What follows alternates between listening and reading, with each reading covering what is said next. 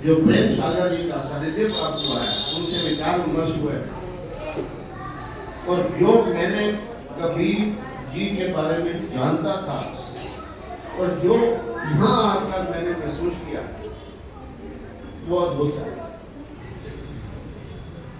मगर आदेश को है, मैं एक कबीर जी का, गुरु नानक देव जी का प्राकृतिक नियम का एक नया दृष्टिकोण आपके सामने रखने का प्रयास करता।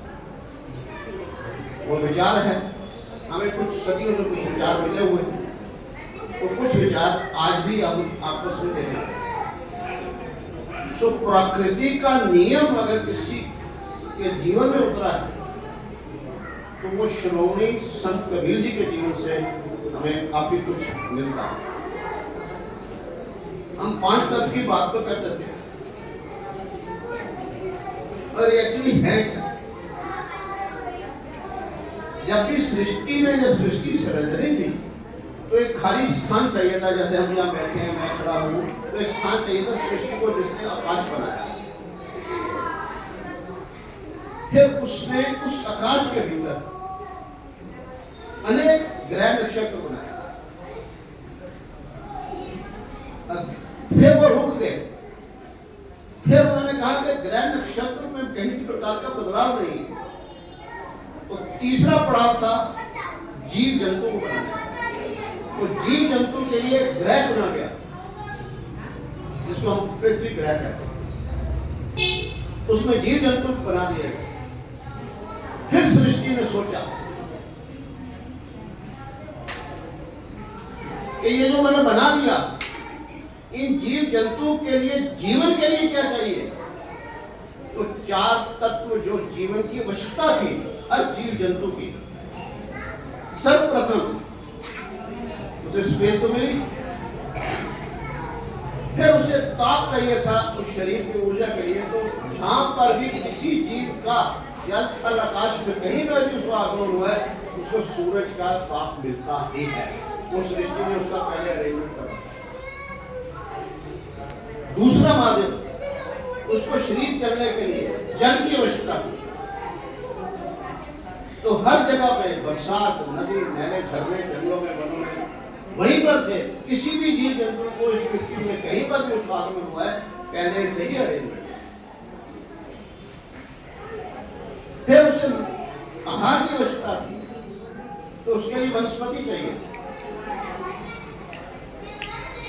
ये वनस्पति जो है वो पृथ्वी से मिली, मगर हम भूल गए वो चीज जिससे सभी जीव का पहले आरंभ किससे होता है? वो पहले श्वास से आरंभ होता है। तो वायु भी उसे वही मिली, पहले श्वास से आरंभ। मगर इससे सृष्टि का जो कार्य था वो अधूरा। फिर सृष्टि ने ऐसी रचना करी जो बाकी जीव जंतु के पास नहीं थी, कि एक ऐसे जीव की रचना करी जो अपने मन का विकास कर सकता है। और जो अपने मन का विकास करता है उसने अपने आप को मानव किया। और इसी मानव ने अपने मन द्वारा अपनी सहूलियत के लिए एक अपने ईश को रचा। अपने मन द्वारा किसी के मन में एक ईश रचा, किसी के मन में दूसरा ईश।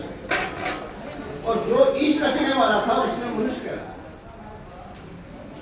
और ये जो मनुष्य था, जब जो उसने ईश रचा तो उसने व्यक्त करा, तो व्यक्ति बन गया। हम सभी व्यक्ति तो बन गए। ये 5 आवश्यकता जिसको हम तत्व कहते हैं, सृष्टि ने हमें दी। मगर एक तत्व जो सृष्टि नहीं देती है वो मानव का अधिकार है स्वयं बनाने के लिए। तो अपने जीवन में अपना व्यक्तित्व बनाता है, जो कभी सामने बनाया, गुनाने के लिए बनाया और उन्हें बनाया। तो जिसने अपने जीवन में व्यक्तित्व को निखारा है, उनके जाने के बाद भी उनका अस्तित्व रहता है।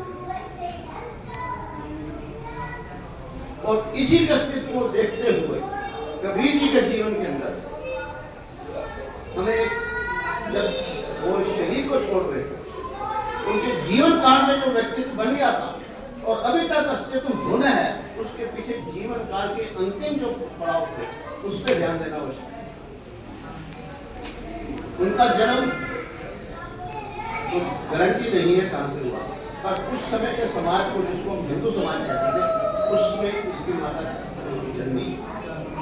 मगर उस समय के जुलाहा के परिवार जिन्होंने उनकी परवरिश, और वो प्रकृति के नियम के अनुसार जननी कोई हो सकती है, पालन वाली कोई हो सकती है, मगर सृष्टि के साथ नियम उन्होंने माना। और हम धरती के अंदर देखते हैं, हम कई बार कहते हैं कि उसी को गुरु नानक ने 2 सदी के बाद गुरु नानक हुए और उन्होंने उनकी वाणी को गुरु ग्रंथ साहिब में दर्ज किया। ये क्या था? तो प्रकृति का क्या नियम था कि जो भी व्यक्ति तेरे भीतर है अपने आप को पहचानता, उन्होंने अपने व्यक्तित्व को निखारा। उन्होंने बाहर समाज को नहीं दिया, जो सृष्टि से दिया वो उन्होंने देने का करा। और जुलाहा का क्या मतलब है? कर्म कर, फल की चिंता मत कर। वो अपने कर्म पे इतने लीन थे कि फल की चिंता नहीं करी, और फल तो आज तक मिल रहा है। एक बच्चे के लिए आशीर्वाद दिया गया और उसे आशीर्वाद दिया गया कि तू पढ़। अगर ये बच्चा फल की चिंता करेगा, मैं 12 में कैसे पास हो जाऊंगा, तो ये फेल हो जाएगा।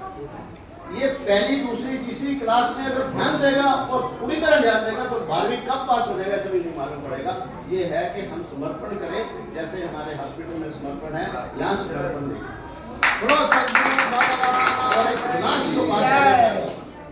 मेरा जीवन साथी कौन है? कबीर साहब के जीवन से प्राप्त। मेरा जीवन साथी सिर्फ और सिर्फ मेरा शरीर है। पहले श्वास से आरंभ होता है और अंतिम श्वास छोड़ देता हूं तो वो शरीर शव बन जाता है। और जब ये शव के लिए उस समय 2 संप्रदाय आपस में कह रहे थे, तो उनका एक मैसेज, ये 4 आवश्यकताएं मेरे शरीर को चाहिए थी।